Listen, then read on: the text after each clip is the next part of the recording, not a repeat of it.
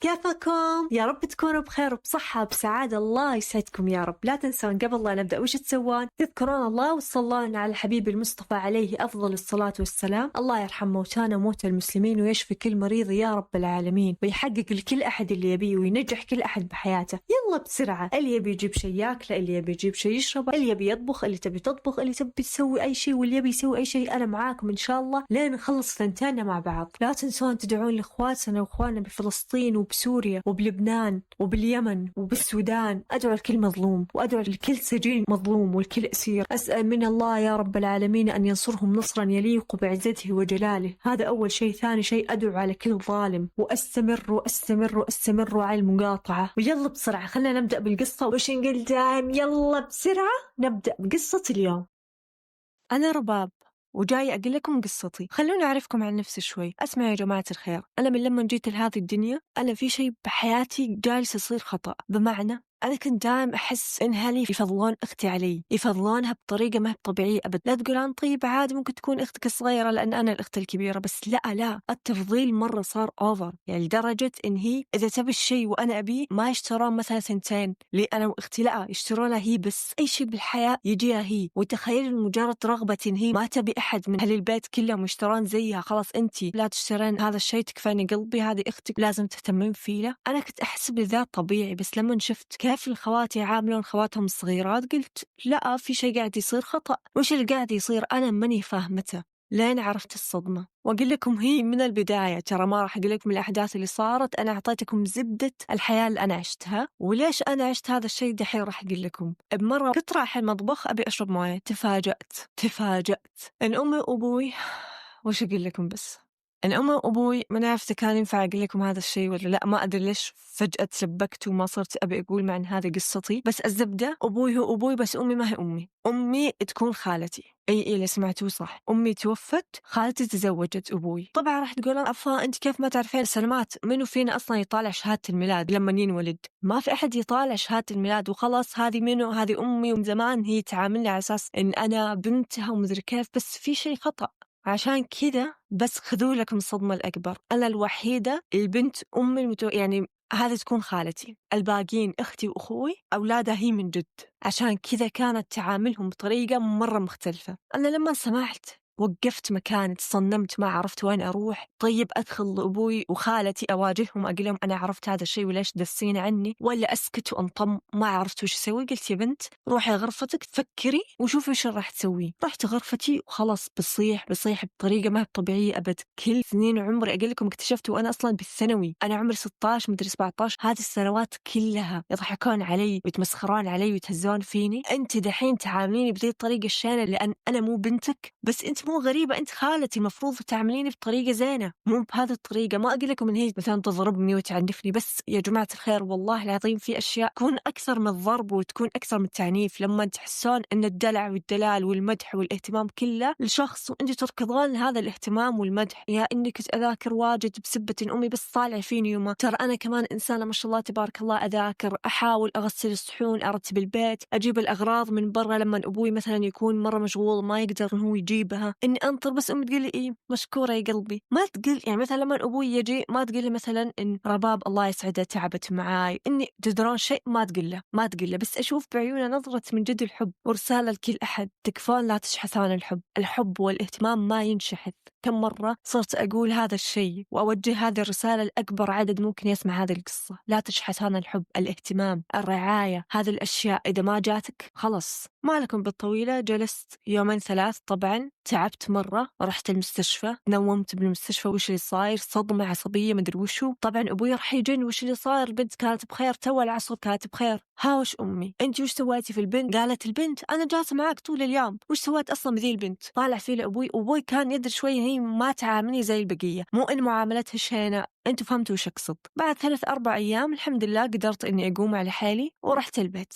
ما صرت أتكلم. تعرفون الصدمة اللي فهمتها من الدكتور، اللي أنا من كثر الصدمة فقدت الكلام. أو بمعنى صح ما صرت أعرف أتكلم، ويا رب لك الحمد على نعمة الكلام. طبعا أبوي بالبداية ما كان راضي أبدا إنه هو يصدق، يقول أبد رباب بنتي مستحيل مستحيل ما تتكلم، مستحيل ما أسمع صوتها. حتى أمي ترى بكت صراحة، أنا ما صرت أعرف أتكلم. وممكن كلكم راح تقولون رباب، ممكن كلكم راح تقولون رباب وش هذا الأوفر كله، ليش أنتي فجأة تفقدين النطق بسبة هذا الموقف؟ يا بنات ترى الموقف نزل علي كالصاعقة، الخبر تخيلوا طول هذه الأعوام كلها كنت وش الغبية الحمارة اللي أنا كنت فيه. بس للأمانة لما فقدت النطق ما اهتميت، والله من جد ما اهتميت، وما جلست أبكي وأتحلطم وكيف وليش أنا الوحيدة اللي ما صرت أتكلم إلى آخر. بالعكس كنت متبلدة. ومن هذه اللحظة أصابني التبلد، من لما خرجت من هذا المستشفى صرت لا مبالية. يا الله أختي هذه ترسب تنجح تتهاوش تتعرف على شباب، أمي تصارخ تقول لي أبوي أبي أتطلق. كنت زمان الغبية رباب كنت أتدخل قل لا يبا، كنت أركض لأختي أحل مشاكلها. دحين ما لي دخل أبد.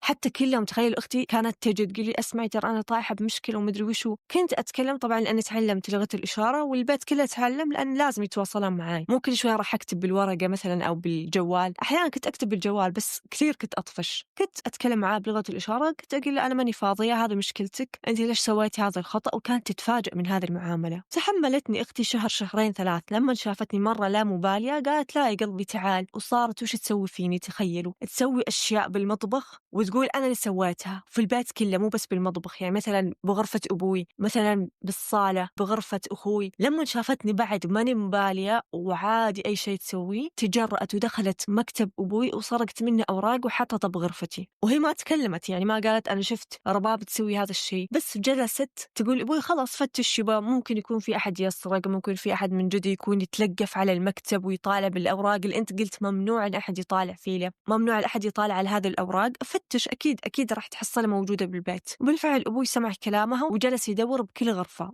أنا خلاني آخر غرفة. لما تدور حصل بمكان، حتى هذا الغبية خلنا نقول اسمها وشو، خلنا نختار اسم بنات، خلنا نقول اسمها ماني عارفة لين دحين ما حصلت اسم، ندى مثلا، خلنا نقول اسم أختها ندى. المهم ندى حتى ما تعبت نفسها إنها تدس بمكان الإنسان يتعب لين يحصله، لا على طول من جد حركة مرة مكفوطة. أبوي طالع فيني قال أنت سويت هذا الشيء؟ أشرت له قلت له لا. تعرفون لما تهزون راسكم؟ لا. قال متأكدة؟ قلت له إيه. طبعا ما قلت له هزيت له راسي، بس لما أقول لكم قلت له معناته إن أنا تكلمت بلغة الإشارة، إن أنا مثلا هزيت له راسي. تعرفون كيف؟ عشان ما أحصل أحد بالكومنتات يقول لي كيف تكلمتي وأنتي أصلا ما تتكلمي. تفهمون؟ لما أقول تكلمت معناته اللي أنا كتبت بلغة الإشارة اللي أنا توي قلت لكم عليه. المهم أبوي صدقني. ندى مرة انقهرت قالت يبا ليش تصدقها؟ أنت إذا كنت حصلت هذه الأوراق بغرفتي أنا كنت راح تجي وتقول أنت وش تسوي بالمكتب، وأنت بنت ملقوفة، وأنت ممكن بعد كنت راح تعاقبني، ليش هذا التفرقة؟ طالع فيه لأبوي والأول مرة يلاحظ إن من جد ندى مرة تغار مني.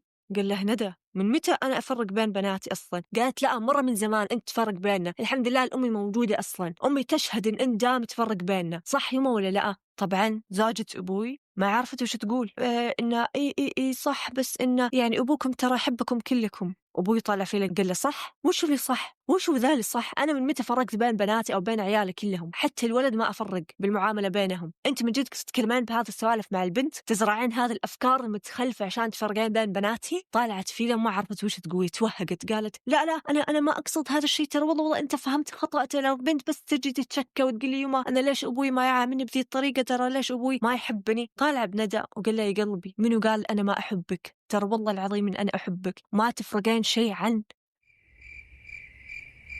رباب. نسيت اسم صاحبة القصة، ما تفرقين شيء عن رباب. بس أنت تعرفين رباب دحين من كم شهر كانت بالمستشفى، وكنت راح من جد أفقد هذه البنت بنتي. تخيلي أنت كنت راح تفقدين أختك، وبعد هذا الشيء كله ما صارت تتكلم بسبة صدمة، إحنا لين دحين ما ندري وش هي وما تبي تتكلم وتقول. أنت بتخيلي هذا كله مرت فيه لأختك؟ قالت إيه يبا الكلام المعتاد اللي طفشت منه. الزبدة يا جماعة الخير، عشان ما أطول لكم بهذه الهرجة، أختي صارت تسوي كل مصيبة والثانية وتلصقها فيني أنا شفت هذه وش اسمها رباب تسوي هذا الشيء، رباب أنا شفتها بذا المكان، وتخلي الكل يشك فيني، لدرجة إن أخوي نفسه صار يجي يقول لي ترى أنت من لما دخلتي المستشفى وأنت صرت إنسانة متعبة وصرتي دائم تتهاوشين مع ندى. أنا كيف أتهاوش مع ندى؟ ماني فاهمة كيف أتهاوش مع ندى، ومهما كنت أكلمه ما أدري ندى وش قالت له خلته يقتنع إن أنا إنسانة راعية مشاكل، اللي أنا ما أحبهم، إن أنا مدري وش و إلى آخره. لما صراحة ما تحملت، رحت لأبوي قلت له يوبا ندى تسوي كذا كذا كذا، وقلت له معناته أنا تكلمت معاه بلغة الإشارة للناس اللي مرة راح يسوون نفسهم أذكياء وما شاء الله يطلعون جزء المحقق كنا من راسهم. قلت له صار كذا كذا كذا كذا. أبوي يدري أنا ما أكذب، يدري أنا مستحيل أكذب، مستحيل. الحمد لله الحمد لله، كنت لو سويت شيء أقول على طول، ما أندس ورا أحد ولا ألصق بأحد، كنت على طول أجي أقول. فلما قلت له هذا الشيء وأقسمت له صدقني، ونادى ندى قال له تعال ندى يا قلبي، وتكلم معاه ما تهاوش ولا أي شيء. قال له مو أنتوا خواتي قلبي، مو أنكم تحبون بعض، مو أنكم أغلى ثنتين بحياة بعض، أنتوا خوات، في غيركم يتمنى يكون عنده أخت إلى آخره. وندى الكلام يدخل من الإذن اليمين يطلع من اليسار، ولا تسمع أي شيء، ولا حتى يمر على عقلها كلمة واحدة، حرف واحد. المهم أنا ما كان يهمني صراحة أن هي تسمع هذا الكلام. صح اللي أنا تضايقت أن هي صارت كذا، ولا تقولون من لا مبالاة. تدرون أنا وش معناته أن أنا صرت مو مبالية؟ إن لما تجي تطلب الشيء مني أنا أقول لها أحيانا لا. مثلا هي تبي فستان عندي، أنا هذا الفستان أحبه، أقول لها لا أختار فستان ثاني. صارت تضايق لأن رباب القديمة كانت متخلفة، كان كل شيء قلبي تاخذينه، الميك اب والفساتين والملابس كلها وأغراضي كلها تاخذينها. المشكلة مو هنا، وأدري أن هذه المشكلة موجودة بكل البيوت. المشكلة أن هي كانت دام تتضايق مني لما أطلب هذا الشيء مرة ثانية، أو لما يجيني هذا الشيء لما ترجع لي مرة ثانية وأحصل فيه شق فيه مثلا وصاخة، يعني مرة ما تهتم بالشيء. فكنت أزعل أو كنت أصارخ فيه، كانت تتضايق وتروح تتبكبك، وهذه ما تحبني وأختي ما تحبني. أنا كنت أكاد أن أجزم أن ندى تدري أنا ماني أختها، ما أدري، حسي يقول لي هذا الشيء. الزبدة لما قررت إن أنا أختار نفسي وإن أنا أشوف إذا كنت من جد أبي أعطيه هذا الشيء ولا لا، تضايقت وقالت لا هذه مو رباب القديمة. فصارت تسوي هذه المقالب اللي كل الناس راح تكتب طيب أنت الغلطانة إنك صرتي ما أنت مبالية. وبعد صراحة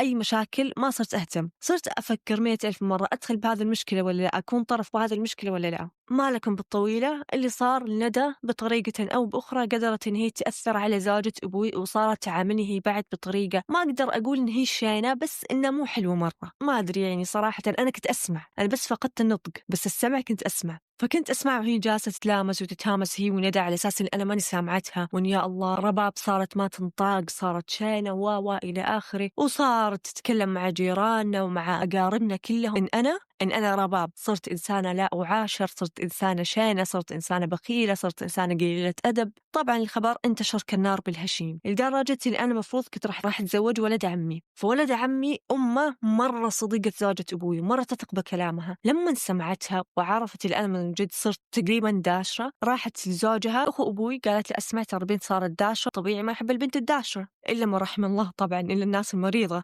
المهم قالت له أنا ما أبي هذه البنت وما أبيها تكون زوجة ولدي أبد، تسوي اللي تبيه. طبعا اللي عرفته هذا كله كلام ما كان ينفع أقول لكم هذا. أسمع راح أقول لكم. العاملة حقتهم تجي عندنا مرة بالأسبوع تنظف عندنا، لأن ما شاء الله عائلتهم مرة مطموخة، تجي عندنا تنظف مرة بالأسبوع. فهي كانت مرة تحبني ومرة تشفق علي، فحكتني كل شيء صار من الألف إلى الياء. ويا صدمتي بزوجة أبوي، أنا ما صدمت بزوجة عمي، حتى بولد عمي المفروض كنت راح أتزوجه وكنت مخطوبة له، بس صدمتي بزوجة أبوي. المهم عمي يحاول بطريقة لطيفة إنه ينهي هذه الخطوبة وخلاص، يعني كل شيء نصيب والولد ما يبيها ومدري كيف وإلى آخره. أبوي تفهم قال خلاص أنت أخوي. بعدها بشهر تفاجأت إن زوجة عمي تطلب يد أو تتقدم لمنو، تخيلوا، لندى أختي.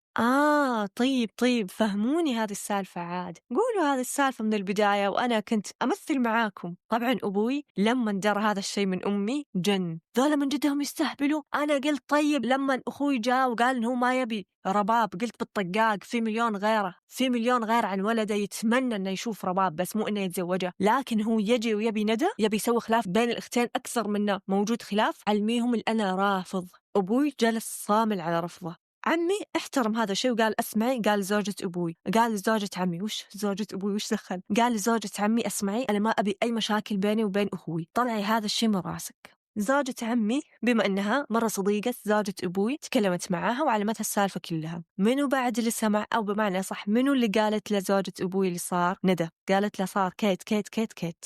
المهم تخيلوا ندى المجنونة هذه وش اللي سوته؟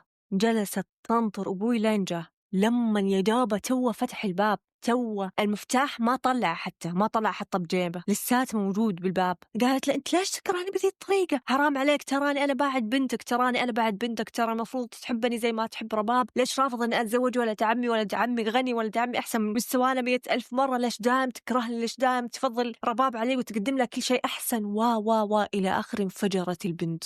أنا نفسي انصدمت لما سمعت هذا. صح أنا كنت أدري ندى ما تحبني مرة، بس بهذا الكلام ندى مو بس ما تحبني، ندى تكرهني. أبوي تفاجأ من هذا الكلام بعد مرة، وجهه باين. قال لها أنت كيف تتكلمين كذا أصلا عن أختك؟ يا بنت ترى هذه أختك، ليش تغارين منها بذي الطريقة؟ ونادى على زوجة أبوي، نادى على زوجته، قال تعال هذا منو اللي علم أنا رافض؟ سكتت. قال لها منو علم أنا رافض؟ إن صح هاي قسم بالله إذا هذه البنت ما بطلت هذه الغيرة وهذا الحقد اللي طالع من عيونها، وأنت إذا ما سكتتي ووقفتي إنك تسوي مشاكل بين الأختين، يا إنك راح تكونين طالق. أنا وقتها صراحة حسيت إنه لا يبا صح، أنا ما صرت أحب زوجة أبوي بعد اللي صارت تسويه هذا كله. ومن البداية أصلا يعني كنت أحس في شيء قاعد يصير خطأ، زي ما قلت لكم علمتكم ببداية القصة، بس مو لدرجة الطلاق. صح إن كل مرة أبوي يقول راح طلقك وما أدري وشو، بس هذه المرة أول مرة أبوي يكون من جدة يبي يطلق هذه الحرمة. خلص وصل حده. طبعا تبكبكت وانت دائم تهددني وانت دائم ما تبيني وانت وانا البديله وانا. المهم طبعا ابوي لما قالت هي البديله طالع فيني وقال رباب ادخلي جوا. قالت ليش تدخل؟ لازم تدري الحقيقه، لازم تعرف كل شيء. خلاص انا تفيت، انا خلاص وصل حدي من هذا القرف كله، لازم تعرفين. وطالعت فيني قالت انا ماني امك هذه كانت اختي اللي ماتت وارتحنا منها كلها. هذه راعية المشاكل، حتى وهي ميته راعية مشاكل، جابت لي راسي البلا كله. انت من لما جيتي هذه الدنيا وفقر اعوذ بالله نحس وإنك إنسانة ما أحد يشوف من وراك أي خير. أنت من لما جيتي بحياتي أنا كئيبة. طلعت فيه قلت من لما جيت أنا طبيعي، من لما جيت أنت أصلا ما كنتي زوجة أبوي. تخيلوا عادي اللي عرفته، بس مو دحين، ذكروني أقول لكم لما يجي وقته. طبعا أبوي لما شافها تقول هذا الكلام كان رد فعل عليه كف على وجهه ويتصارخ إلى آخره. أنا صراحة ما تحملت، جلست أبكي وكلمت أبوي. قلت له يبا، كلمته بلغة الإشارة عشان أقدر أحصل هذه التعليقات. كلمت أبوي قلت له يبا أنا أبي أقعد عند جدتي أمي. قال لا وهذا بيتك ولازم تجلسين فيه. قلت له يبا تكفى الله يسعدك، أنا ما راح أجلس بهذا البيت على الأقل فترة لين أهدي أعصابي، تكفى الله يسعدك. المهم أبوي لما شافني مصممة وصاملة قال طيب تمام، بس أسبوع واحد. قلت له طيب يصير خير. لميت أغراضي ورحت عند جدتي، وبس شفت جدتي صراحة كانت أحن إنسانة لي بالعالم كله. ضمتني بسم الله عليك يا قلبي، بسم الله عليك يا عمري، بسم الله عليك يا أحلى إنسانة موجودة بالحياة، أنت الوحيدة المتبقية من أمك البنت الصالحة، البنت الوحيدة اللي كانت بارة فيني. الله يرحمك، الله يرحمك يا وداد، الله يرحمك يا قلبي. طبعا أبوي دق عليها وعلمها السالفة كلها، عشان كذا مرة كانت تتكلم من قلبها وما دست أي شيء عني. قلت لها جدتي علميني كل شيء صار من قبل حتى ما أجي هذه الدنيا، وهذا اللي قلت لكم عليه من شوي، أصبروا راح تعرفونه. اللي صار إن أبوي تقدم لأمي، وأمي شافته بالشوافة وعجبتها وخلاص موافقة وكل شيء. اللي ما كانت أمي تعرفه إن كان في أحد جالس يطالع على المعرس من وراء الباب، اللي هي منو؟ زوجة أبوي. لما شافته خقت عليه ومرة حبته، وكانت تحاول بكل طريقة إنها تكره أمي في أبوي قبل الزواج. قل ترى هذا شكله شين، ترى شكله بخيل، ترى شكله راعي حريم إلى آخره. وتجيب لها صديقات زوجة أبوي تجيبهم، خلنا نقول خالتي، صديقات خالتي تجيبهم وتقول لها اسمعي ترى هذه صديقتي قالت شيء لازم تسمعينه. وصديقة طبعا خالتي تقول لأمي الله يرحمها يا رب ويرحم أموات المسلمين كلهم، اللي أنا شفت زوجك يكلم حرمة إلى آخره. أمي كانت صريحة تواجه، قالت لأسماء أنا سمعت كذا كذا كذا كذا. قال والله العظيم أبد، خلني واجه دول البنات إلى آخره. المهم قفطت إن في شيء قاعد يصير خطأ، فما صارت تسمع كلام أختي أبد. فعلا تزوجت أبوي وعاشوا بسعادة لين أنا جيت لهذه الدنيا. واللي صار إن أمي ماتت بحادث، الله يرحمها يا رب ويرحم أموات المسلمين كلهم. بهذه الفترة خالتي شافت إن هذا دورها بالحياة، إن هذه فرصتها اللي ما راح تضيعها أبد. صارت تجي بيتنا كل يوم اللي هو بيت أمي الله يرحمها، وتسوي نفس اللي هي مرة مهتمة فيني، ويا قلبي يا صغيرة يا عمرك 2 صرتي يتيمة وأنتي عمرك 2 يا قلبي، بسم الله عليك وعلى عمرك وعلى اسمك ومدري وش. وهذه الحركات كلها استغفر الله ما بيقول حركات التستس، بس إنه يعني صراحة ماني قادر أتقبل إلا إن هي حركات تستس. وأنا طبيعي بزرع عمره 2 لما شافت أحد مرة مهتم فيه، لو أنا كنت دائما أسأل عن أمي، هي كانت تخيلوا قبل لا تتزوج أبوي تقول لي ترى أنا صرت أمك. أنا طبعا ما أتذكر هذا الكلام، بس كانت تحكيني جدتي، لأن جدتي كانت تجي مع خالتي بيتنا. المهم أبوي مرة لاحظ إن أنا تعلقت بخالتي، وبعد ذا كله أبوي ما اقترحني أصلا إنه يتزوج خالتي، هي نفسها اللي اقترحت. راحت لمكتبه وقالت له أنا أبي أتزوجك. وش كان الاتفاق حق الزواج؟ إن أنا بس أربي بنت أختي، حرام إنها تصير يتيمة وأنت بالنهاية راح تزوجني أنا عشان أعرف أهتم ببنتك. قال لها اسمعي، أنا ما أقدر أحب أي حرمة ثانية، وأنا إذا تزوجتك راح أظلمك. قالت لي لا أبد، أنا ما أبي أي حب ولا أبي أي اهتمام ولا بأي شيء. لما تزوجت أبوي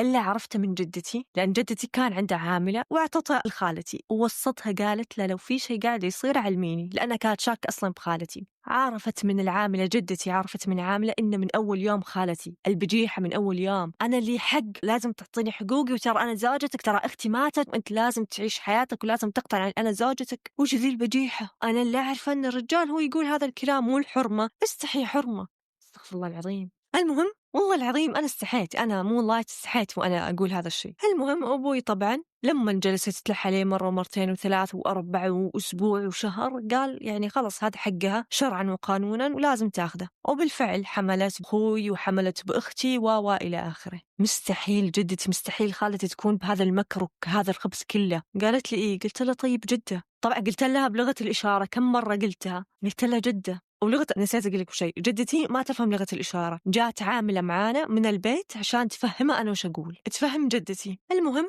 قلت لها جدتي، خالتي قالت لي أنا من لما جيت نحس وإن أنا دايم من لما جيت ما شافت أي خير. قالت تمزحي؟ والله العظيم راح أوريها ومدري كيف. كانت تبي تروح أدق عليها تجي. قلت لها بالله جدة الله يسعدك أقعدي مكانك وفهميني، أنا ما قلت لك عشان أنت تروحين تعلمين اللي أنا قلت، والله العظيم إذا عرفت أي كلمة من اللي أنا قلتها ما راح أعلمك أي شيء بعد كذا. قالت لي طيب. قلت لها وش معناته اللي هي قالتها؟ قالت إيه اسمعي، أنا لما شفت المشاكل زادت بين خالتك وبين أبوك قررت أن أنا أجي فترة ببيتكم أقعد، يمكن أنت كنت صغيرة وقت عمرك 3 سنوات ما تتذكرين. قلت لها إيه وش اللي صار؟ قالت أبوك كان كل مشكلة تصير يروح عندك وينام بغرفتك ويضمك ويتذكر أمك ويجلس يبكي. كانت من اللي تراقب هذا الكلام كله؟ خالتك. وكانت تسمع كلام أبوك لأن أنا كنت وراها، احنا كنا نتسمع. كانت خالتك فاتحة الباب شوي وأبوك ما هو ملاحظ وكانت تتسمع، وأنا كنت أسمع الكلام لأني كنت وراها أبي أشوف وش اللي جالسة تسويه. قلت له طيب وش الكلام اللي أبوي قاله اللي بسبته مرة هي انقهرت كذا وقالت لي أنت شؤم، أنت إنسانة نحس وأن أنت مفروض ما تجي لهذه الدنيا إلى آخره. قالت أبوك كان يبكي ويقول اسم أمك ويقول يا ليتك ما متي، أنتي أكثر إنسانة حبيتها بالعالم، ويجلس يمدح بأمك بعدين يطالع فيك ويقول أنتي الإنسانة الوحيدة اللي تصبرني على هذه الدنيا، الله لا يحرمني منك، أنتي الشيء الوحيد المتبقي من أمك ولازم أحافظ عليه، وكثيرا من هذا الكلام. فقلت يا الله قد إيش هذه الحرمة مريضة. لحظة قبل لا تقولان والله إن خالتك مسكينة، أول شيء حاولت إن هي تفرق بين أمي وبين أبوي بالبداية عشان عجبه، ما تمنت الخير، لا قررت إن هذا الخير يكون لها هي. هذا أول شيء. ثاني شيء أن هي استغلتني كطفلة عشان تقرب من أبوي، هذه مريضة هذه ولا وشو. ثالث شيء ما احترمت الاتفاق اللي كان بينها وبين أبوي، على الأقل يا أختي شهر واحد ترمي هذا الاتفاق، شهر بعدين أطلب بحقك. أبد، من أول ليلة، من أول يوم، من أول ساعة. رابع شيء كانت تحاول بأي طريقة تمحي أي ذكرى لأمي موجودة بالبيت، حتى الصور ما صارت موجودة. خامس شيء أقنعت أبوي إنها ما تقلي إن هي خالتي، أقنعت إن هي تعلمني إن هي أمي، على أساس قالت كذا لأبوي البنت ما تتأثر والبنت مدري وش إلى آخره. قلت لا حول ولا قوة إلا بالله، أعوذ بالله. نفس الأمارة بالسوء، ترى خالتي هذه نفس أمارة بالسوء. ما لكم بالطويلة جلست أسبوعين بيت جدتي. وليش جلست أسبوعين؟ طيب رباب أنت قلت لأبوك قال إنك تجلسين أسبوع، وما راح يكون أكثر من أسبوع لأنه صار أبديت بيتي أصلاً، بيت أبوي بمعنى أصح. اللي صار إن ندى حاولت إن هي تنهي حياتها وقالت أنت ما تحبني ما تبيني أتزوج إلى آخره. هذا الكلام اللي مرة خلاص يموع النفس. أبوي لما شافها حاولت إن هي تنهي حياتها قال خلاص أنت وش تبي، وافق على ولد عمي. طبعاً وقتها أبوي ما عرف وش يسوي، فأبوي سوى شيء خلاني أنقهر أكثر وخلاني أنصدم بأبوي أكثر وخلاني أزعل من أبوي أكثر. أبوي قال لي دام إن الجلسة ببيت جدتك عجبتك أجلسي أكثر. وبهذا الوقت اللي أنا جالسة فيه لبيت جدتي جاب عمي وزوجته وولد عمي وصارت الشوفة وصارت الملكة. اللي أنت سمعتونه ذا صح، أنا انغدرت من أبوي. تسمونه غدر، أنتوا تقتنعون هي غدر، تقتنعون الأبوي كان يحاول يراعي مشاعري إلى آخره. النتيجة واحدة بالنسبة لي، أبوي غدر فيني. وأنا من هذه اللحظة قررت إن أنا راح أعيش ببيت جدتي. حاول أبوي يجي ويترجاني وأنا آسف، ترى أنا سويت هذا الشيء عشانك إلى آخر. قلت له يبا هذا قرار نهائي، وترى جدتي وافقت على هذا الكلام. قالت أنا ما أقدر أتركه بيدك أنت، ما حفظت أمانة بنتي الله يرحمها ولا بيد خالتها هذه البنت المريضة. ترى خالتي ما كانت تبر أمها، ترى قبل لا تقولان ترى جدتك السبب لأنها كانت تفرق بالمعاملة. خالتي ما بعمرها برت جدتي ولا دقت عليها، وكانت تتكلم عليها بطريقة شينة. وكانت أي هدية عطي هذه الهدية لجدتك لأمك اللي هي جدتي، ما تعطيها لجدتي تاخذها هي. وترسل جدتي باقة ورد بخيلة، حتى بالورد بخيلة، كانت تعطيها باقة ورد مكونة من 3 وردات. هذا وشو؟ هذا وتر؟ الوتر صار بالورد بعد ولا وشو؟ 3 يا البخيلة يا المخيس أنت، استغفر الله العظيم. المهم قررت أن أنا أجلس ببيت جدتي زي ما قلت لكم، نقلت كل عفشي صار ببيت جدتي، كملت الدراسة. واللي ما كانوا يتوقعون أن لما صار عرس ندى أنا رحت عرس ندى. ويمكن تحسون هذه حركة خبيثة شوي، بس أنا لبست فستان أبيض ما في له نفشه ولا في له أي شيء، بس فستان أبيض مرتب جميل، وأنا الحمد لله كنت بنت مزيونة. فبطريقة أو بأخرى قدرت أني أسرق الأنظار صراحة من أختي، وأنا كنت مرة مستانسة. أنا مو ذيك البنت الطيبة المسكينة اللي أستسلم للأمر الواقع وأقول يا الله وش راح لا يا قلبي، أنا مو كذا. أنا خليتك تاخذين ولد عمي بكيفي أنا بمزاجي أنا، بس برضك لازم تذوقين من الحقد والكره والقهرة اللي أنا ذقتها. وبالفعل البنت انقهرت، البنت كانت راح تنجلط بيام عرسها، وأنا جميلة ومزيونة وكل أحد يجي وأنت تقربين لأي أحد. بس طبعا كل أحد لما كان يدري أنا ما أتكلم كان ينسحب. وش أبي بهذه البنت؟ ترى ولدي بنت كاملة مكملة من كل الصفات وكل المدري وش، تعرفان يطلبان طلبات ما شاء الله للبنت اللي لازم تكون تدري مليون لغة، ولازم تكون جميلة، ولازم تكون مدري كيف ونحيفة وشعرها ورجولها ومدري أصابعها. وفي النهاية تشوفين المعرس يعني ما بتكلم، استغفر الله العظيم. الزبدة بعد العرس رجعت البيت جدتي، ومرت السنوات. صراحة ولد عمي كان زين مع أختي، ما عايشة بحياة مثلا ضنك ولا أي شيء، لا بالعكس، كان جدا جدا جدا كويس معها، أو هذا اللي كانت تحاول توصل لي هو. ما اهتميت ودخلت الجامعة، هي ما دخلت الجامعة. تعلمت أكثر من لغة، هي ما تعلمت ولا لغة. صرت أتقن أكثر من هواية، زي مثلا صناعة الفخار، الرسم، الكتابة، هي ما صارت عندها أي هواية، بس هواية صراحة تصرف فلوس بلا هدف بلا هدف. لين جاتني منحة، هذه المنحة كانت بالماجستير. قلت لأبوي، أبوي رفض، كيف أنت بنت لحالك؟ جدتي وقفت معاي، قالت البنت راح تسافر يعني راح تسافر، أنا واثقة ببنتك أكثر ما أنت واثق فيها. قال يا جدة منو قال أنا ماني واثق فيها؟ بالعكس ما شاء الله البنت قوية وما أخاف عليها، بس هي بالخارج راح تكون لحالها. قالت أنا واثقة فيها. وبالفعل سافرت بالخارج، والصدفة اللي قسم بالله ما في أحد راح يصدقها، متأكدة 100% إن كان تدرون الكرسي اللي يكون جنبكم بالطيارة، أنا كان الكرسي اللي جنبي بالطيارة، أنا كنت الدرجة الأولى، كان رجال،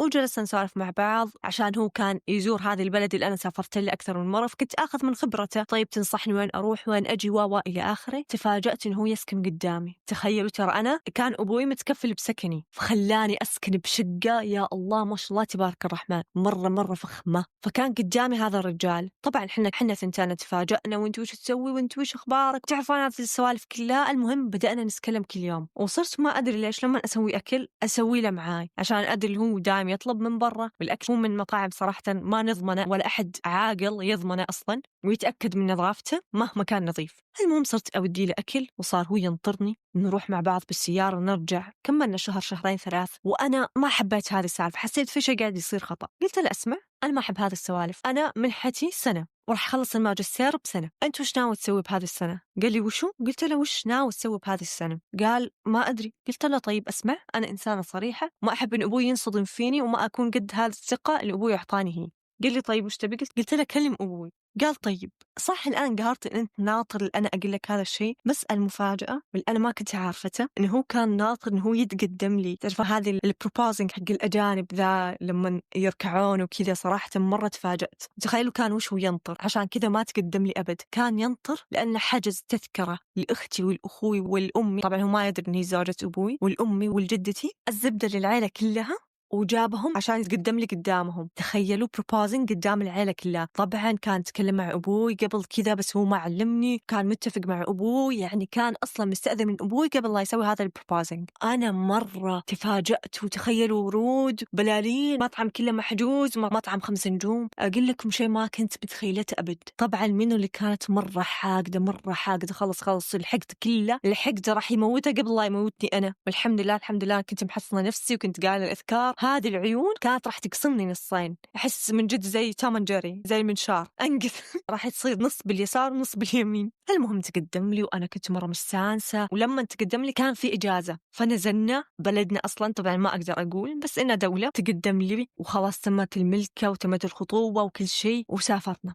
اللي صار إن فجأة جدتي صارت معاي بنفس البيت بالخارج، أبوي قال أنتم ملكتوا تبيني أخليه قدامه بدون أي أحد؟ لا يا بعد قلبي، ما عليه، أنا صح أثق فيك بس مو ذي الدرجة، يعني ما راح أقدر أمنعه، لأن منها أنت زوجته. وش أقول له؟ لا تقرب صاب زوجتك، جدتك تدري وش تسوي. قلت له يوبا أنت وش تقول؟ قال وش أقول؟ ترى هذا الحق، أخاف من زوجك، أخاف منه مهما أعطاني كلام، ترى الشيطان ما شاء الله. بعدين سكت شوي قال صراحة ما هو شيطان، لأن بالنهاية أنت راح تكونين زوجته، ما راح أجلسكم جنب بعض وفي عرس. بالفعل جدتي جات وصارت جالسة معاي لين انتهى هذا العام، نزلنا دولتنا، تزوجنا وخلفت. الحمد لله أعيش حياة دحين جدا جدا جدا جدا سعيدة. ربي رزقني برجال يحبني بطريقة ما هي طبيعية أبد. هو دحين يحاول أنا أرجع أحاول أتكلم مرة ثانية، يوديني دكاترة نفسيين إلى آخره. أحس الحمد لله في تحسن. أدعوا لي يا بنات ويا جماعة الخير كلكم، الله يسعدكم، أرجع أتكلم مرة ثانية، لأن أنا خلفت وأبي أتكلم مع عيالي، أبي أتكلم مع عيالي يتكلمون معاي، بس أنا ماني عارفة أتكلم معاهم. وأحيانا والله العظيم تحز بخاطري أنا ماني عارفة أتكلم معاهم. ترى أختي كمان عايشة تقريبا سعيدة مع زوجها، ما أعرف عنه أي شيء، صراحة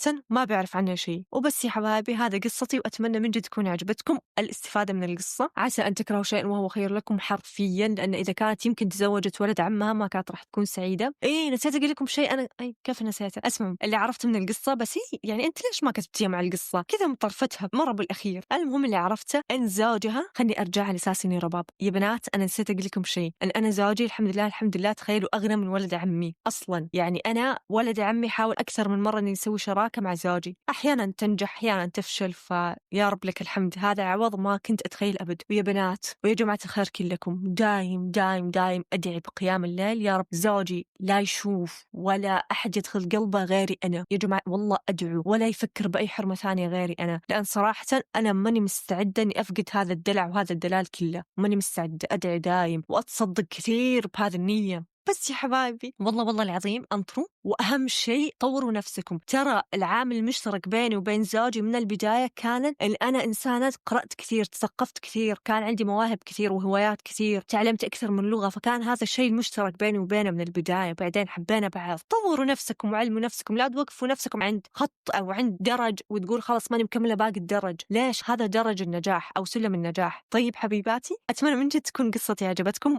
واستفدتوا منها. وتوتا خلصت الحدوتة، أتمنى من جد تكون عجبتكم. وإذا عجبتكم لا تنسون تضغطون على زر اللايك وتشتركون بالقناة وتتركوا لي كومنت حلو زيكم. أترككم بأمان وحفظ الله، مع السلامة.